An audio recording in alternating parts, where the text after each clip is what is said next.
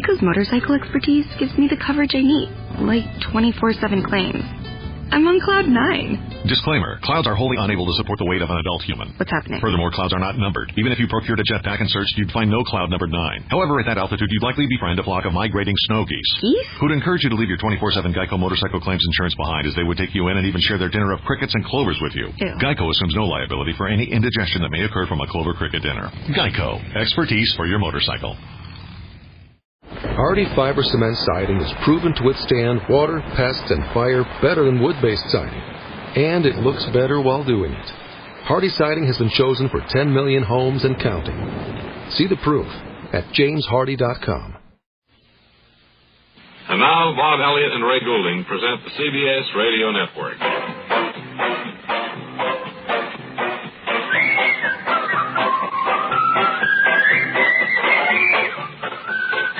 We on the air? Oh. Hi again, everybody. And, I have Wallace's earphones on today, don't I? yeah, good. You've got the regular pair, though. Yeah, you have Ollie Ballou's remote earphones. Of course, you're all wondering what took place last night after the show, and we want to let you know as quickly as possible the big news. You remember Cato came in and told us that he had definite word that Dave, whale that's been missing so long, was found in Albany, New York. So what did we do? Well, what we did was to climb into Cato's black limousine, or black limousine, as Cato calls it, and we went up to Albany via the New York State Thruway, and we taped what happened when we arrived in Albany. We picked up George Perkins there at WROW, who had found Dave, and he directed us. But I think if Mr. Alonzo, you'd thread the tape machine, but pick it up now as we arrive in Albany. Hurry, Cato, there's not a moment to wait. All right. Oh, it's all. Just a few blocks more. A few what? Few blocks more. I sure get a kick out of the way you talk. I think you gentlemen are going to be very happy at finding Dave again. Thanks a lot, George. That was great of you, George, to let Cato know. Oh, hey. Now, let's just be a little quiet. What is this? They're over through these bushes here. Oh, Don't my. make any noise. Oh, my word. Well, there's nothing to frighten away, George. Oh, I know. George, did you feel some way responsible for finding Dave because we lost him here in Albany? Is that it? Well, I've done my best to try and track down every possible clue I could. Oh, could we rest a little while? It's such a long ride up from New York City. Yeah, we're tired and getting closer. You can tell we're getting closer to it. Well, it's right over behind that glue factory there. Is that what that is, a glue factory? Well, no wonder they couldn't find Dave. Oh, you want me to stay in black limousine? You come along with us, too, Cato. Oh. We're all going to come get on. this thing together. All right, right over through here now. Hey, that is Dave. That is Dave. It certainly is. Oh, that's Smelly Dave. That's the way, all right. Well, I think I've done my job. Incidentally, I discovered who it was who took him. It was a former employee of yours. Someone who corrected us at one time? Exactly. He had corrected you on something you said on the air, much in the manner that your Webley Webster did earlier this week. Well, understand he's on suspension for 6 weeks. That's right. Much to his chagrin, he corrected us. Yes. This other fellow did the same thing. And we put him with the Dave Whale group, right? Right. He was right in the midst of the thing there. And he did it in a fit of petulance. That is, he hid the whale, right? I would imagine that's what he did, yes. He thought it wouldn't be detected here behind the glue factory. You turn him over to the proper authorities, I trust? Yes, he will be taken care of summarily. Wonderful. Boy, Arthur Schrank's going to be happy to hear about this, Ray. He sure will be, Well, that's it, I guess. Maybe we can stop the tape right here. Who's running the tape machine? Oh. You? Oh. Yeah, all right, turn it off. All right. That's what happened last night in Albany. We got the flat car back on the track. We got Dave back on the flat car, and he's on his way to some other city along with Arthur Schrank right now. So relax, everybody. Right now, it's time for a brief visit from an old friend of ours, Joking Joe Casey, one of baseball's all old-timers. Joe's here with a message for the vast Bob and Ray audience. Joe? Oh, thanks, Ron. I'm Bob. Oh, thanks. Well, I just wanted to remind all you sports fans out there in sports land to be sure to hear my buddy Phil Rizzuto here on CBS Radio. Well, that's sports time, isn't it? Check Phil's on every Monday through Saturday night with stories and features about us sports greats. I understand he recently did a rundown of your baseball career, Joe. Yeah, and he sure did a grand job with the colorful, you might say, near incredible story of my career on the diamond. Well, a fitting tribute indeed. What's the matter? What's the matter, Joe? I swallowed my quid. Oh. I've been trying to learn how to chew this stuff for 20 years. I can't get the hang of it. Well, you never get into baseball's Hall of Fame at that rate, I guess. Anyway, listen to Phil Rizzuto here on CBS Radio. Mary? Yes? What's the latest word on your inn up there at Turhan Bay, Maine? Well, it's coming along fine. We got the drapes, the tables, all the furniture, and I'm having the menu printed now. I don't know whether to have a la carte or just dinners. Well, why don't you make it kind of like, like farm, home-style serving? But big, one main dish. Big dishes, mashed potatoes and beets and carrots. People come in at whatever hour you're going to have dinner, and they sit around a big table. But if they don't eat it all, you take a bit of a financial bath, don't you? I don't want to get involved that way. Well, I thought maybe we could have an a la carte menu for those who want to eat just a little bit, and then maybe the family style, too. Sure. You're going to do the cooking yourself, or have you got as much of it as I can. We'll have hot rolls. See, what I'll do is I'll fill them up with bread before the main course, and I can save money that way. Hot bread. Soup is economical, too. Soup is fine, yes, but I can bring out these hot rolls loaded with calories, and they won't order too much. And they'll accept smaller portions. Small, tiny portions. Good. That's a good way, I think. Well, it's the only way I can do it. You're telling me about the telephone gimmick you have when people call up for reservations? You have some little catchphrase you use? Oh, yes. It's, I pick up the phone, I'll say, Mary Magoon's in. And what if you're not there? Who will answer? Well, then the salad boy I've instructed, and he'll answer the phone like this. He'll say, Mary Magoon's in. Mary Magoon's out. Great. Hey, Mary, you got the entertainment lined up yet, or can we still in the running? Because we've been working on our arrangements. Well, the Smoky Valley Boys and I, and I think maybe... The last time you played for us, you vamped. Well, we've added something to we've added Romeo. You remember Romeo from the old aggregation? I certainly do. Well, we've got Romeo back. He's a funny fella. Every time you mention his name, you like to laugh. He plays the clarinet. Oh. And he's a little rusty, but he is getting with our arrangements, and I'd like to give you a sample of that Tex and his Smoky Valley Boys music. You ready, Romeo? All right, well, go ahead. I'll listen. Right. Let's see. All right, you're in tune enough. Give her a sample.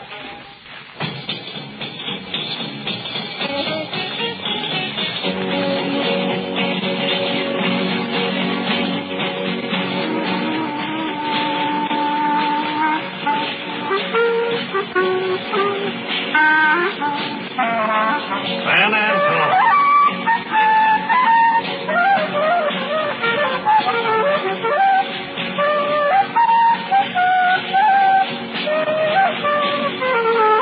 That's enough. They're still just dancing, aren't they? Well, the guitar players are. This is Romeo's solo. Oh, boy. All right, cut it out, Romeo. Well, Very good, boy. Thanks. if you think that I'm going to install that group, and particularly that Romeo, my word, he is as flat he as wasn't playing anything very good. anything I've ever seen or heard. No, I don't think I want that, Tex. I'm sorry. All right, well, we'll keep working on it. Maybe we'll come up with something. Good boy. I'm all for that. In a moment, we've got a real scoop for you music lovers. In fact, right now we finally got a line open, and we're just about ready for a transatlantic conversation with popular singing star Edgar Pestley. Is this the 132nd Engine Repair Battalion in West Germany? You have just dialed Spain. Please check your directory for the correct number. This is a recorded message.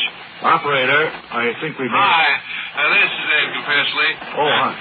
This really is West Germany. I was just funning a little. What's your name? Well, I'm Bob Elliott. I don't know you. You one of the floor tanks? No, Edgar, I'm not a singer. I thought I'd interview you over the telephone. Well, I got a date with a general, and General? Yeah, General Helen Willis of the Wax. Oh, she's neat. She works with NATO and all like that. She sings, too. I see. Well, Edgar, are you getting out soon? That's what all the music fans around here want to know. Well, what am I in? Well, the Army, I guess. Do you like being over there? Oh, I see what you mean. Well, this West Germany is a pretty swinging place. I already bought me about 2,000 cameras. You know, you give these locals around here a piece of tin, a hunk of glass, and they do things with them that would curl your hair. Folks over there are really mechanically inclined, huh? Man, I know a guy over here that can make a pistol out of fur. Incidentally, Edgar, a lot of your fans would like to know your rank at the present time. Well, straw boss or foreman, something like that. I'm not sure.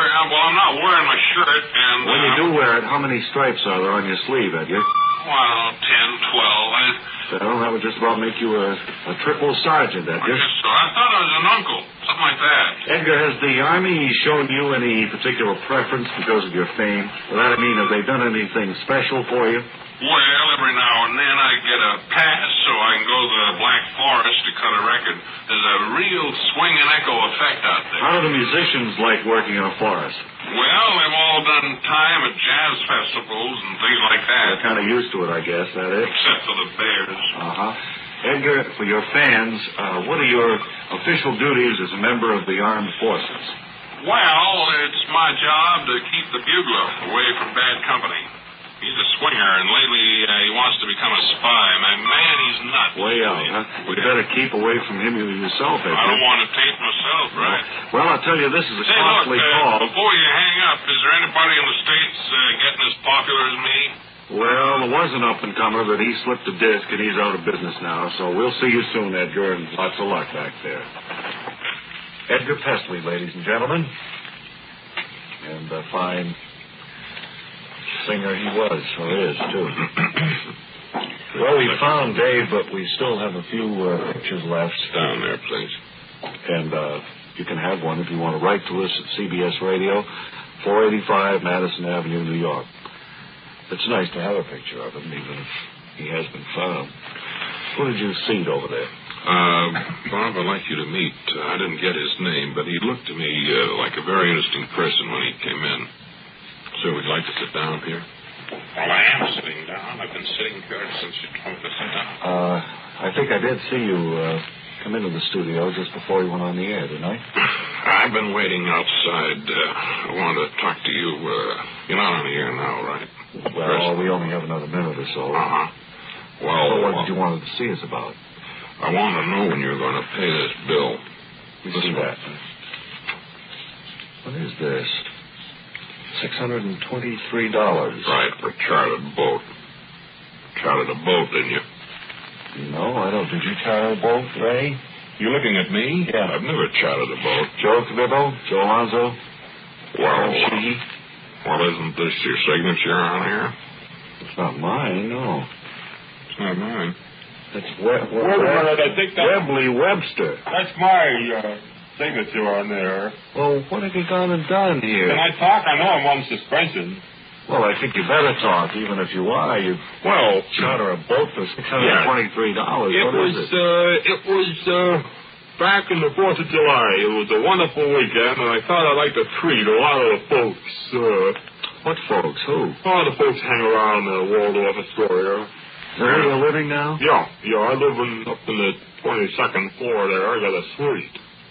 Well, when did all this come about? This is news. We all went out for the 4th of July. Went up and down Long Island Sound, out to Montauk, and...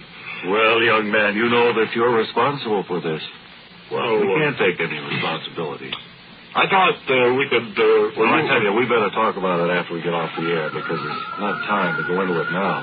Very, very ashamed and surprised. Just be sure the bill is paid, will you? We'll talk it over. Like before I leave in 10 minutes. Yeah.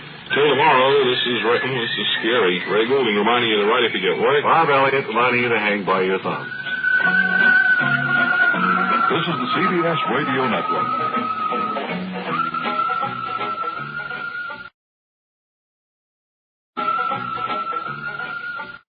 Geico's motorcycle expertise gives me the coverage I need, like 24/7 claims. I'm on cloud 9. Disclaimer, clouds are wholly unable to support the weight of an adult human. What's happening? Furthermore, clouds are not numbered. Even if you procured a jetpack and searched, you'd find no cloud number 9. However, at that altitude, you'd likely befriend a flock of migrating snow geese. Geese? Who'd encourage you to leave your 24/7 Geico motorcycle claims insurance behind, as they would take you in and even share their dinner of crickets and clovers with you. Ew. Geico assumes no liability for any indigestion that may occur from a clover cricket dinner. Geico, expertise for your motorcycle. The Avengers radio series, a cultural phenomenon in South Africa back in the 1970s. South Africa was a country with no national television service. It wasn't until 1976 that the country would get its first taste of television broadcasts. But before that, radio was the primary medium of entertainment and information for the masses. This was the context when The Avengers, a British spy-fi series, made its debut on South African radio and became a cultural phenomenon. The Avengers was a British television series that originally aired from 1961 to 1969. The show revolved around the adventures of John Steed, a suave and sophisticated secret agent, and his various female associates. The series was a unique blend of traditional spy thriller elements with science fiction and fantasy, which set it apart from other shows of its time. While the series was hugely popular in the UK and had also made a significant impact in the American markets, being one of the rare British series given a network transmission slot, it was virtually unknown in South Africa. This was primarily due to the lack of a national television service in the country until 1976. However, as a film series, The Avengers was able to gain some exposure in South Africa through film rentals. But it was the launch of the radio series that truly brought The Avengers to the masses in South Africa. Come and listen at www.myclassicradio.net.